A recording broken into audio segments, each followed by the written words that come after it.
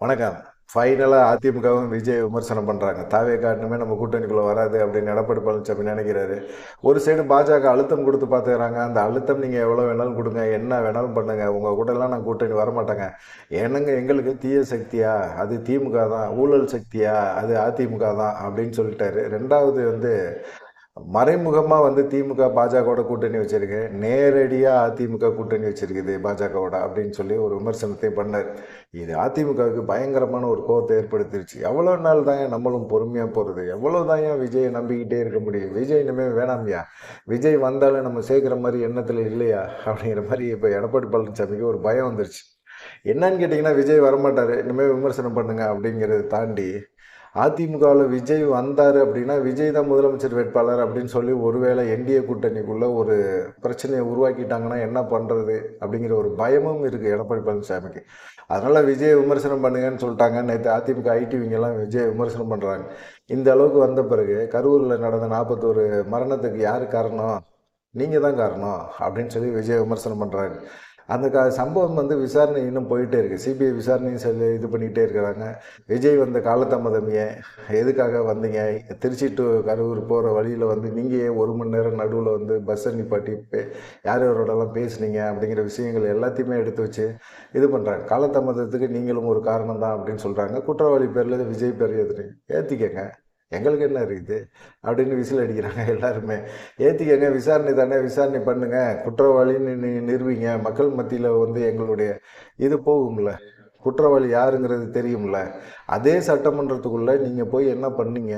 அதிமுக என்ன பண்ணுச்சு? அன்றைக்கி விஜய் வந்து எடப்பாடி பழனிசாமிகிட்ட எங்களுக்காக சட்டமன்றத்தில் பேசுங்கன்னு கேட்டாங்களா? சட்டமன்றத்தில் பேசினா மக்கள் மத்தியில் எடுபடும், சட்டமன்றத்தில் பேசுகிற ஒவ்வொரு விஷயமும் ரெக்கார்டு அப்படின்னு சொன்னீங்கல்ல. சரி, பேசுனீங்க, யாருக்காக பேசுனீங்க? அன்னைக்கு நடந்த சம்பவத்துக்கு திமுக தான் காரணம், காவல்துறை தான் காரணம், சரி அமைச்சர் முன்னாள் அமைச்சர் செந்தில் பாலாஜி தான் காரணம் அப்படின்லாம் பேசுனீங்கல்ல, வெளிநடப்புலாம் பண்ணீங்கல்ல எடப்பாடி பழனிசாமி.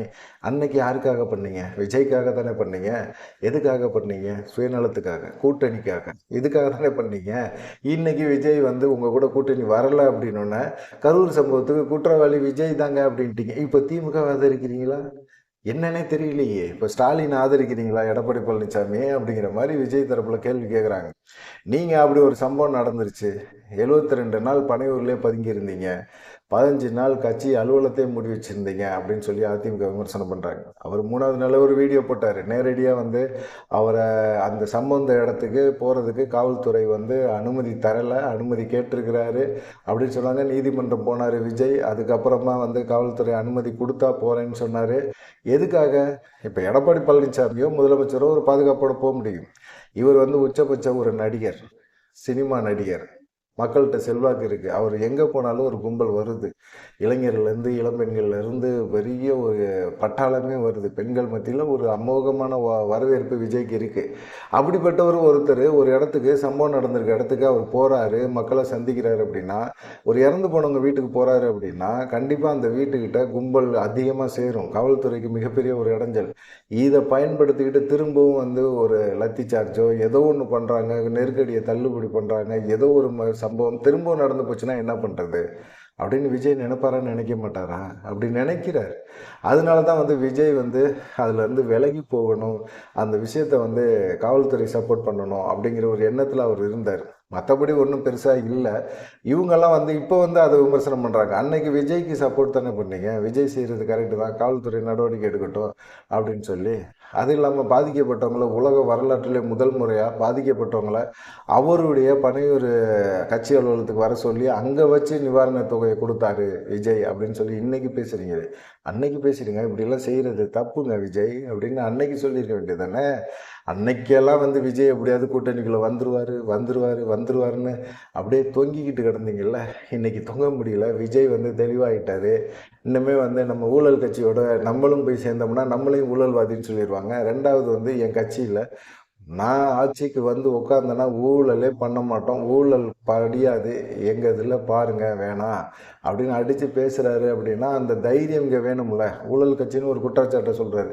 நீங்கள் பெருசாக என்ன சொல்லுவீங்க? விஜய்க்கு வந்து என்ன பெருசாக உங்களால் ஒரு விஷயத்தை சொல்ல முடியும்? அவர் சொல்கிறீங்க, நீங்கள் என்ன சொல்கிறீங்க? தொடர்ந்து சட்டத்துக்கு விரோதமாக அவர் படம்லாம் வருது, பிளாக்ல டிக்கெட் விற்கிறானுங்க, இதை விஜய் கண்டிக்க வேண்டியது தானே அப்படின்னு சொல்லி சொல்கிறாங்க.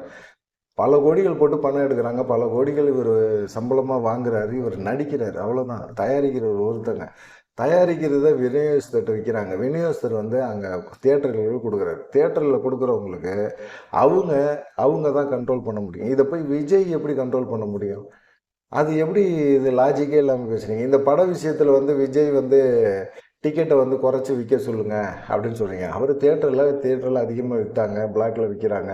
பிளாக்ல விற்கிற டிக்கெட்டை அதிகமாக தான் விற்பாங்க. அது ஒன்றுமே செய்ய முடியாது, சட்டத்துக்கு புறம்பான ஒரு விஷயந்தான். அதை விஜய் எப்படி கேட்க முடியும்னு சொல்கிறீங்க? விஜய் ஒரு வார்த்தை சொல்லலாம்ல, சொல்லலாம். பிளாக்ல டிக்கெட் விற்காதீங்க, பிளாக்ல டிக்கெட் விற்று என் பேரை கெடுக்காதீங்கன்னு சொல்லலாம். ஆனால் கேட்க மாட்டேறாங்களே. கேட்காதவங்கள்ட்ட போய் நம்ம என்ன சொல்ல முடியும்? அது எப்படி? எல்லா விஜய் படத்துக்கு மட்டும்தான் பிளாக்ல டிக்கெட் விற்கிறாங்களா? எல்லா படத்துக்கும் தான் விற்கிறாங்க. ரஜினிகாந்த் படத்துக்கு தான் விற்கிறாங்க, கமலஹாசன் படத்துக்கு தான் விற்கிறாங்க, எல்லா படத்துக்கும் தான் விற்கிறாங்க. நாளைக்கு எடப்பாடி பழனிசாமி ஹீரோவாக நடித்தா கூட அவர் படத்தில் வந்து பிளாக்ல டிக்கெட் விற்பாங்களா? தெரியல.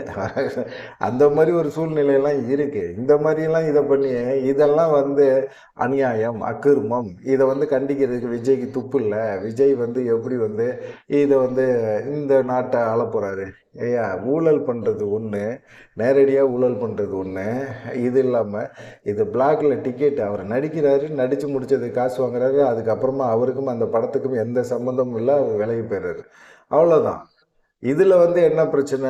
விஜய் எங்கே சம்மந்தப்படுறாரு? பிளாக்ல டிக்கெட் விற்கிற விஷயத்தில் எங்கே போய் சம்மந்தப்படுறாரு அப்படிங்கிற ஒரு கேள்வி வருது இல்லை? விஜய் தரப்பில் வந்து வைக்கிறாங்க, நாங்கள் மத்திய அரசுக்கெல்லாம் அடிமையே கிடையாது அப்படின்னு அதிமுக ஐடிவிங்க சொல்லுது. இப்போ என்னப்பா பண்ணிட்டு இருக்கீங்க? இப்போ என்ன பண்ணி வச்சுருக்கீங்க? நாடாளுமன்ற தேர்தலில் நாங்கள் அதிமுக பாஜகவோட கூட்டணியே கிடையாதுன்னு சொல்லி விலகி போன நீங்கள் இப்போ ஏன் சேர்ந்தீங்க? எதுக்காக சேர்ந்தீங்க? ஒரு நல்ல அடிப்படையில் தமிழ்நாட்டில் ஒரு திமுக ஆட்சி அகற்றணும், ஒரு நல்லாட்சி அமைக்கணும், தனிச்சு போட்டி போடுங்க. உங்கள் தலைமையில் ஒரு கூட்டணியை உருவாக்குங்க. இன்னைக்கு ஏன் என்டிஏ தலைமையில் ஒரு கூட்டணி? இதுவே அசிங்கமா இல்லையா? அதிமுக தலைமையில் ஒரு கூட்டணி அப்படின்னு சொன்னால் அது ஒரு கெத்து. அது ஜெயலலிதா காலகட்டம் வரைக்கும் அதுதான் இருந்துச்சு. அதிமுக தலைமையில் ஒரு கூட்டணி அப்படிங்கிற ஒரு கெத்து இருந்துச்சு. இல்லை, கூட்டணிக்கு யாருமே வரல அப்படின்னா டக்குன்னு உடனே ஜெயலலிதாவை என்ன செய்வாங்க? தனிச்சே போட்டி போடுவாங்க. 234 தொகுதியும் வேட்பாளர் அறிவிச்சிடுவாங்க.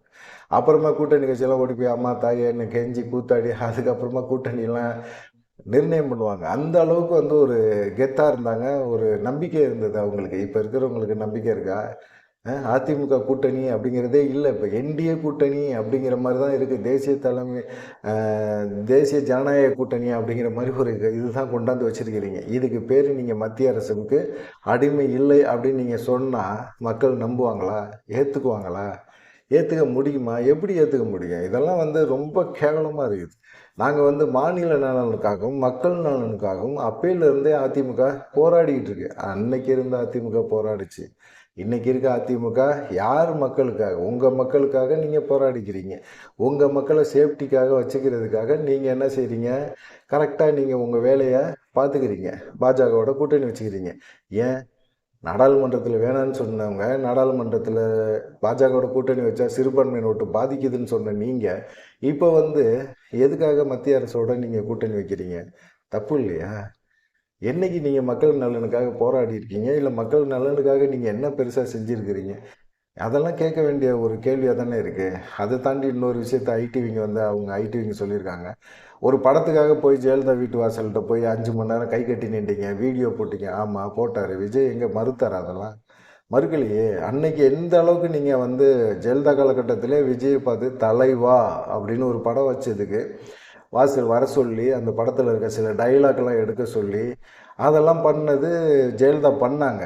அன்னைக்கு விஜய் வந்து படம் ரிலீஸ் ஆகணும்னு போய் நின்றார், கை கட்டி நின்றார். இப்போ ஒரு கட்சி ஆரம்பிச்சிட்டாரு. கட்சி ஆரம்பித்து அவர் செயல்பட்டுருக்காரு. ஜனநாயக படத்தை இப்போ எதிர்கொள்கிறாருல்ல, ஃபேஸ் பண்ணுறாருல்ல. நீங்கள் சிபிஐ நீங்கள் வந்து தணிக்கை சென்சார் போர்டில் வந்து என்ன பிரச்சனை வேணாலும் கொடுங்க, நீதிமன்றத்துக்கு போகிறோம். ஜனநாயக படம் ரிலீஸ் ஆகுமா? ஆகலை. எங்களுக்கு அதை பற்றி நாங்கள் வந்து அதுக்காக போராடுவோமே தவிர, ரிலீஸ் தேதி தள்ளி தான் போகுமே தவிர, மற்றபடி ஜனநாயக படம் ரிலீஸ் ஆகாமல் போகவே போகாது. கண்டிப்பாக ரிலீஸ் ஆகும். இவங்களுக்கெல்லாம் என்ன பயம்? தேர்தல் நெருக்கத்தில் வந்து ஜனநாயக படம் வந்துருச்சு அப்படின்னா நமக்கு எதிரான கருத்துக்களை ஏதாவது அங்கங்கே தூவி விட்டுருப்பாரு, அதெல்லாம் வந்து மக்கள் மத்தியில் எடுத்துரும், செல்வாக்காக எடுத்துரும், அதை ஒரு பஞ்சு டைலாகாக பேச ஆரம்பிச்சிருவாங்க அப்படிங்கிற ஒரு பயம் இருக்குது. பாருங்கள், படத்தை பாருங்கள், எங்கெங்கே கட் பண்ணணும்னு கட் பண்ணுங்கள். படத்தில் வந்து எந்தெந்த இடத்துல இதை டைலாக்கை மாற்றணுங்கிறது எண்ணம்லாம் வைங்க. என்ன செய்ய முடியும்? அப்படிங்கிற மாதிரி இதுதான் வந்து சொல்லிட்டு போகிறாங்க. சரி போகட்டும், நமக்கு வந்து என்னத்த பண்ணுறது. விஜய் தரப்பில் வந்து இப்படி பேசுகிறாங்க. எடப்பாடி பழனிசாமி இப்போ விஜயை வந்து இது பண்ணுறாரு. பாஜகவும் வந்து பார்த்திங்கன்னா விஜய் கூட ஒரு அழுத்தம் கொடுத்து கொண்டு வரலான்னு நினைக்கும் போது அவங்களும் வந்து திமுக ஓட்டை தான் அவர் அதிகமாக பிரிப்பார், நம்ம ஓட்டை பிரிக்கிறதுக்கு வாய்ப்பு இல்லை அப்படின்னு அவங்க நினைக்கிறாங்க. பாஜக ஓட்டை பிரிக்க முடியாது. பாஜக குழுவுற ஓட்டு பாஜக குழுவோம். ஆனால் பாஜக கூட்டணியில் இருக்கிற அதிமுக ஓட்டை வந்து விஜய் பிரிப்பாரா, பிரிக்க மாட்டாரா? விஜய்க்கு வாக்கு வங்கி வருமா வராதா? திமுகவில் வந்து 2% ஓட்டுகளை பிரிக்கிறார் அப்படின்னா இந்த சைடு அதிமுகவில் வந்து அது குறிப்பாக எடப்பாடி பழனிசாமி டீமில் இருந்து 70% வாக்குகளை பிரிப்பார். கிட்டத்தட்ட ஒரு 50% வச்சுக்கோங்க, அவ்வளோ ஓட்டுகளை பிரிக்க முடியும். இப்போ அடுத்த ஒரு கேள்வியை வந்து ஐடிவிங்கில் வைக்கிறாங்க. அதிமுக வந்து ஊழல் கட்சி அப்படின்னு நீங்கள் குற்றச்சாட்டு சொல்கிறீங்க. அந்த கட்சியில் இருந்த ஒருத்தர் தான் முன்னாள் அமைச்சரை ஒருத்தரை கொண்டு வந்து நீங்கள் உங்கள் கட்சியில் வந்து முக்கியமான பதவி கொடுத்து வச்சுருக்கீங்க. இது அசிங்கம் இல்லையா அப்படின்னா, அவர் ஊழல் செஞ்சார், செய்யலை, அதை தாண்டி இனிமேல் ஊழல் செய்ய மாட்டார், அவ்வளோதான். எங்கள் கட்சிக்கு வந்துட்டார், ஊழல் செய்ய மாட்டார், அவ்வளோதான் விஜய் தரப்பில் சொல்கிற ஒரு விஷயமே. இப்போ எடப்பாடி பழனிசாமிக்கு விஜய் நோஸ் கட் அடித்து விட்டார். அதனால் பார்த்தீங்கன்னா நேற்றுலேருந்து பார்த்தீங்கன்னா அதிமுகவினர் தூங்கவே இல்லை. என்னடா இது இப்படி பண்ணிகிட்டு இருக்காங்கன்னு சொல்லி, என்ன வேணாலும் நெருக்கடி கொடுங்க, எல்லாத்தையும் சமாளிக்க தயாராக தான் இருக்கிறேன், என் மேலே எந்த குற்றச்சாட்டும் இல்லை, என்ன பண்ணுவீங்களோ பண்ணுங்க அப்படிங்கிற மாதிரி விஜய் கலக்கி விட்டுருக்கிறாரு. நேற்று ஒரு வார்த்தை பேசினதுக்கு இவ்வளோ பதட்டப்படுவீங்க அதிமுகவில் இருக்கிறவங்க, ஏன் இப்படி பண்ணுறீங்க அப்படிங்கிற மாதிரி விஜய் தரப்பில் கேட்குறாங்க. விஜய் மாஸாக தான் செயல்பட்டு இருக்காரு. நீங்கள் என்ன நினைக்கிறீங்க விஜயோட இந்த பேச்சும் அதுக்கு அதிமுக கொடுக்குற ரியாக்ஷனும் என்ன அப்படிங்கிறத பாருங்கள். விஜய் தரப்பில் வந்து இனிமேல் வந்து அதிமுக திமுக ரெண்டையுமே அட்டாக் பண்ணுவாங்க அப்படின்னு சொல்லி சொல்கிறாங்க. பார்க்கலாம் என்ன நடக்கும் அப்படின்னு சொல்லி. நீங்கள் என்ன நினைக்கிறீங்க அப்படிங்கிற ஒரு விஷயத்தையும் மறக்காமல் கமெண்ட் பண்ணுங்கள். நன்றி, வணக்கம்.